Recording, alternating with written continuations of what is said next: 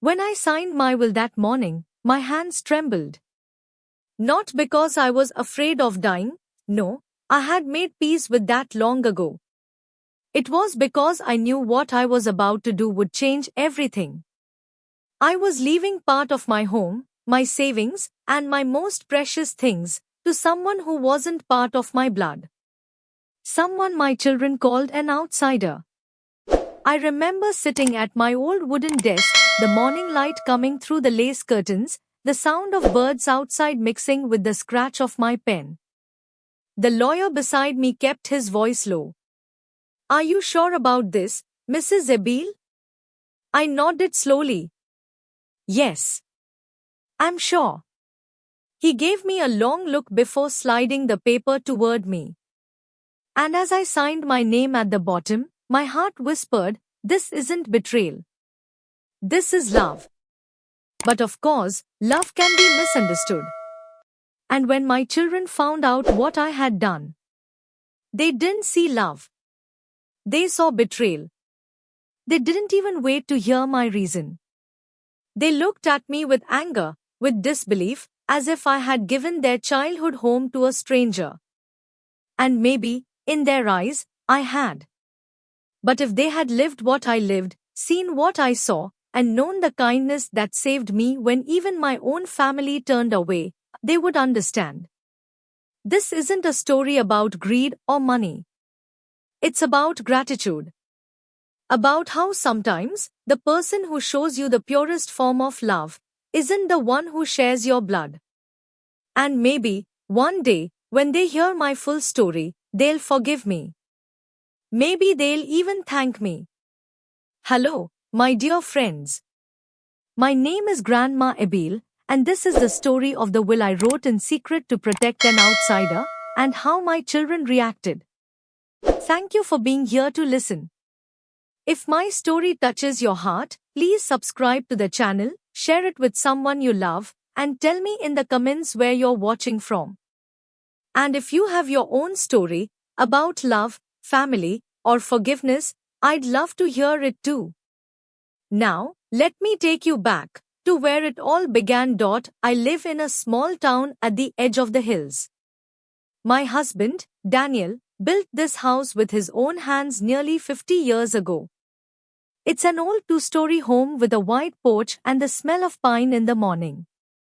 We raised 3 children here: Michael, my eldest, strong and proud like his father; Clara, my middle child, who always had a kind heart but a sharp tongue; and little Ruth, my youngest, who was gentle and quiet, always hiding behind her siblings when she was small. When Daniel passed away, the house grew quieter. The laughter faded. The rooms felt larger, emptier.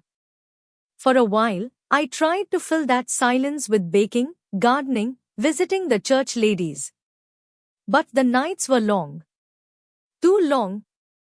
It was during one of those long nights that I met someone who changed everything, not through romance, but through kindness. His name was Sam. He was the handyman who came to fix the back fence after a storm knocked it down. He was young, maybe in his 30s, tall, polite, with eyes that carried both weariness and humility. He worked quietly, never wasting words. But when he smiled, it was the kind of smile that made you feel seen. Over the weeks, he came often, fixing broken steps, repainting the porch, trimming the old trees that had grown wild. Sometimes, I'd bring him lemonade. Sometimes, he'd sit on the steps after finishing work, and we'd talk about his life, his mother who had died young, his years of struggle, and how he'd once been homeless before finding his footing again. There was something about him, something honest. He never asked for anything. Never boasted. Just worked hard, and always said, "Thank you, ma'am," like it was more than a habit, like gratitude was stitched into his soul. One afternoon, he came to fix the roof. Halfway through, the ladder slipped, and he fell, breaking his arm. I panicked. I called for help, rode with him to the hospital, and waited there for hours until the doctor said he'd be all right. He looked at me from the hospital bed, embarrassed. "I'm sorry, ma'am. I should have been more careful." I smiled softly. "Don't apologize, Sam. You're like family." He blinked at that word, family, like it was something he hadn't heard in a long time. From that day on, I made sure he never felt alone again. He started joining me for lunch sometimes, helping me carry groceries, even fixing things without being asked. In return, I'd cook for him, give him leftovers, sometimes slip a few bills into his pocket when he wasn't looking. At first, it was just kindness. But over the years, he became like a son to me. He helped when the house needed repairs, when the garden overgrew, when I felt too tired to move around. During winters, he brought wood and kept the fire going. When I fell sick, he was the one who drove me to the clinic. He never expected payment. All he ever said was, "You've done more for me than anyone ever did." I didn't realize how deeply he had become part of my life until the day my children came home for Thanksgiving. That year, the house was full again. Laughter returned, pots clanged in the kitchen, and I thought, maybe everything is fine. Then Michael noticed some chopping wood in the yard. He frowned. "Who's that?" I smiled. "That's Sam. He helps me around the house." Michael nodded slowly but said nothing. Clara whispered later, "Mom, you should be careful who you let around. You don't really know him." I said gently, "I know kindness when I see it." But I could feel the tension growing. They didn't like him. They didn't trust him.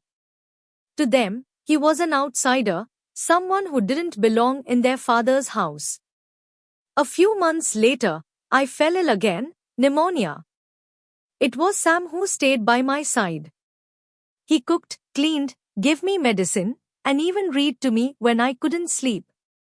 My children called often, but they were busy, families, jobs, lives in other cities. When I recovered, I looked at Sam and realized something quietly painful. If anything happened to me, he'd be left with nothing. He had no family, no savings, no home of his own. Yet, he had given me years of service, loyalty, and care, more than even my own blood sometimes did. And that's when I made my decision. One morning, after church, I visited my lawyer. I told him I wanted to make some changes to my will. He raised an eyebrow when I explained. "You want to include this man, Sam?" "Yes," I said firmly. "I want him to have a place to live, even after I'm gone." He hesitated. "You understand, Mrs. Abiel, this could cause trouble with your children." I smiled sadly. "I know. But I've caused enough silence in my life by doing what others expected. This time, I want to do what feels right." He nodded slowly and began to write. The sound of his pen was like the echo of my own heartbeat. When he finished, he looked up. "Would you like to tell your children?" I shook my head. "Not yet." And just like that, the secret began. The secret sat in my heart like a quiet stone. At first, I felt peaceful. I had done what I believed was right. But peace doesn't last long when secrets are involved. Every visit from my children became heavier. They'd ask questions about my health, about my estate, about whether I had everything in order. They meant well, I suppose. But behind their careful words, I could hear something else, worry about what I might leave behind. Sometimes, I'd look at them and wonder, when did love become tangled with ownership? Months passed quietly. Sam continued to help around the house. He brought groceries, fixed a leaking pipe, and mowed the lawn. He even repaired an old swing in the backyard, the one my children used to play on. One evening, while watching the sunset, I told him, "You've become like family to me." He looked away shyly. "I don't deserve that, ma'am." I smiled. "You deserve more than you think." He didn't know what I had done for him. And I didn't tell him. It wasn't about gratitude, it was about peace. Then came the day everything changed. I had gone to stay at the hospital for a few days, another round of chest infections. Sam stayed at the house to take care of things. Michael came to visit, and when he couldn't find me at home, he went inside. He said later he was only trying to find my insurance papers. That's when he found the folder. The will. The one I had hidden in the drawer of Daniel's old desk. When I came home that Sunday afternoon, the air felt strange. The house was quiet, too quiet. Michael sat in the living room with the paper in his hand. Clara stood by the window, her face pale. Ruth sat with her head down, her eyes wet. "Mom," Michael said, his voice low but shaking. "Is this true?" I didn't have to ask what he meant. I looked at the paper, my own handwriting, my own signature. I took a slow breath. "Yes. It's true." Clara spoke next, her words sharp but trembling. "You gave him half the house?" "Half, Mom? To a stranger?" I tried to explain. "He's not a stranger, Clara. He's..." Michael interrupted. "He's not family. He's not Dad's blood. He's not ours." I looked at their faces, the disbelief, the anger, the hurt. My heart ached. Not because they were wrong, but because I had known this moment would come. "Sit down," I said softly. They didn't want to. But after a moment, they did. I sat across from them and folded my hands. "I know what you're thinking," I began. "That I've lost my mind. That I've been fooled. But I want you to listen to me, not as your mother, but as a woman who has lived long enough to know the difference between kindness and convenience." They were silent. "When your father died," I continued, "I was lonely. Not just lonely, invisible. You all had your lives, your families, your responsibilities. I never blamed you for that. It's life. But in those quiet years, when the house was falling apart and my strength was fading, there was someone who never turned away." "Sam?" Ruth whispered. I nodded. "Yes, Sam. The man you call a stranger." I told them everything, how I met him, how he worked without asking for more, how he sat with me when I was sick, how he made sure I was never alone. Tears filled my eyes. There were nights I thought I wouldn't wake up in the morning. But I wasn't afraid, because I knew someone cared enough to check on me.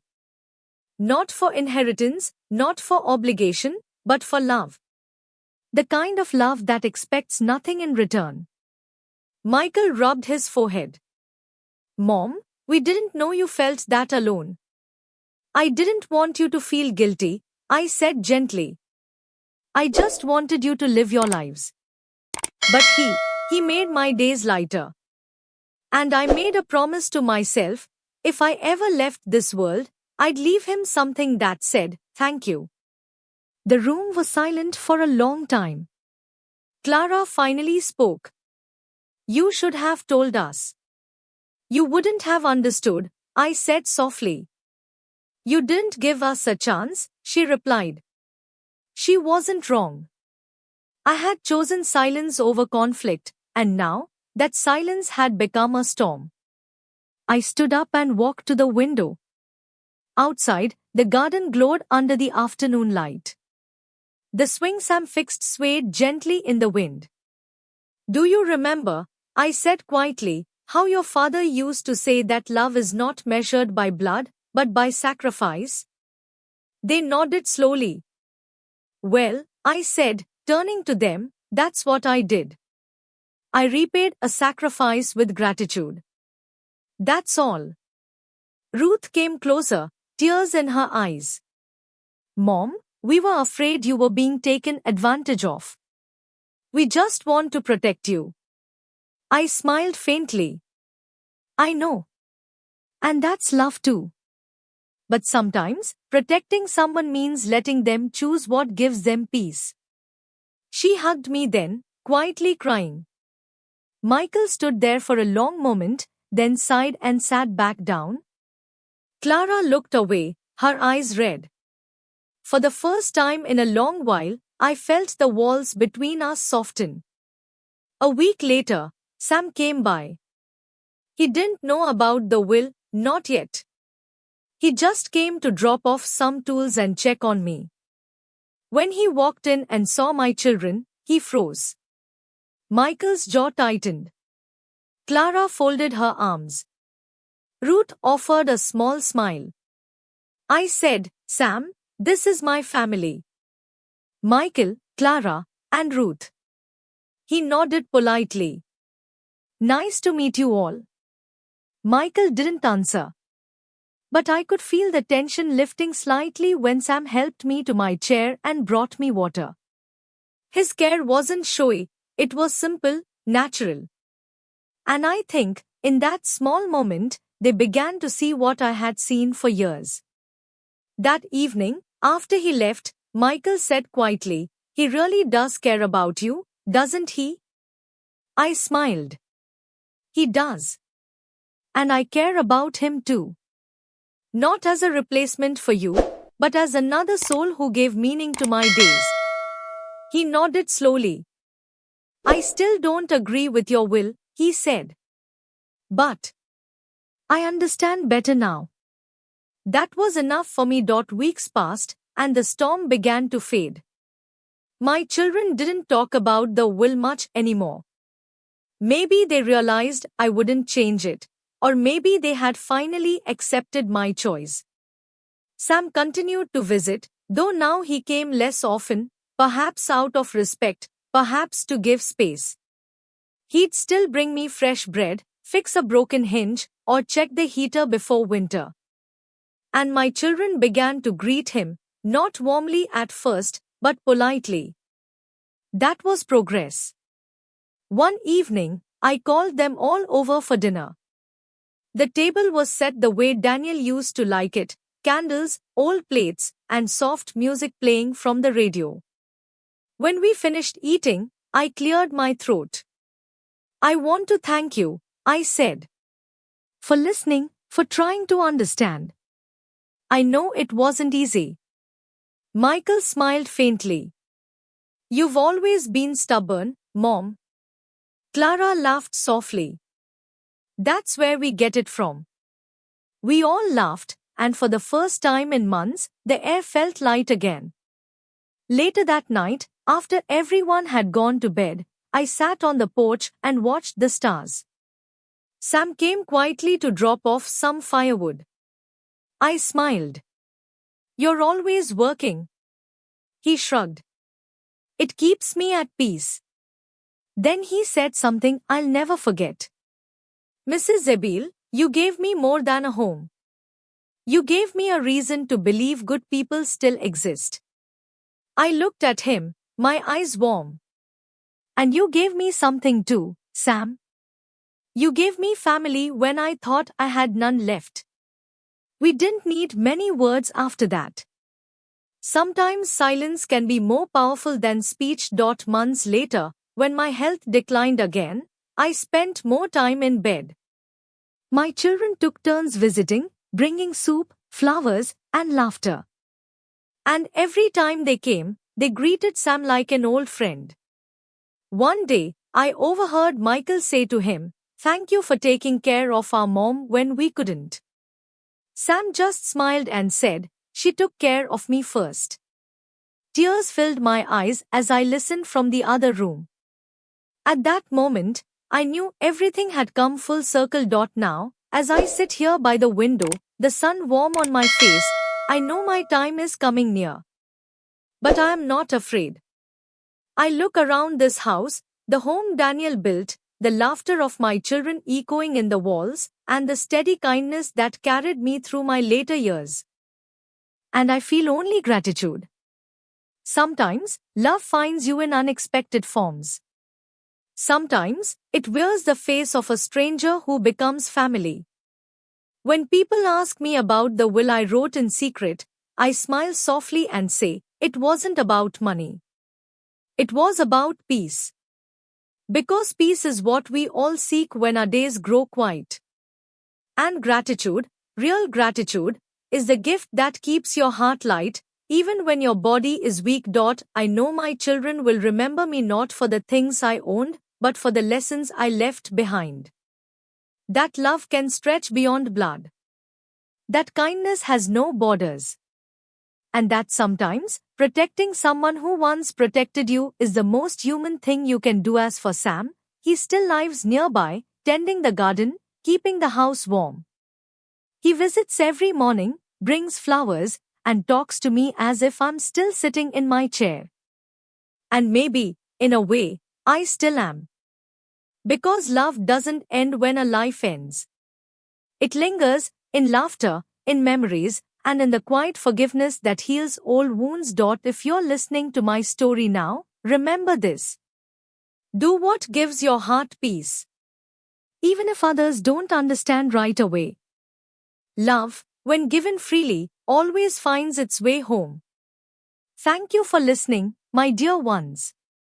If this story touched your heart, please subscribe, share it with someone who believes in kindness, and tell me in the comments where you're from. And if you have your own story, I'll be here, waiting to listen.